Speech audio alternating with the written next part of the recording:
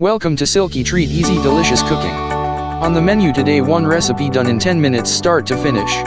Tuna sharp cheddar cheese cucumbers on toasted sliced bread.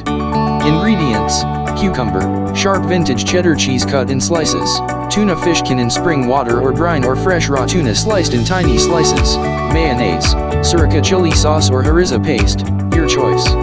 Decoration: dry or fresh parsley, optional.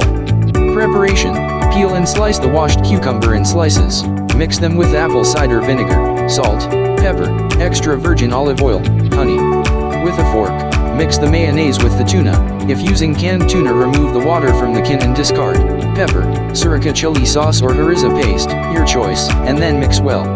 Add the tuna preparation to toasted bread slices, the tuna mix, the cheddar slices and insert in the grill for a few minutes or until the cheese melt.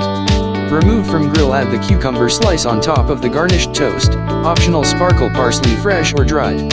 All ready to serve and eat. This preparation also works well with fresh or canned crab meat or cooked sliced shrimps. Enjoy these meals. Thank you for watching. Subscribe, share, like and comment if you wish.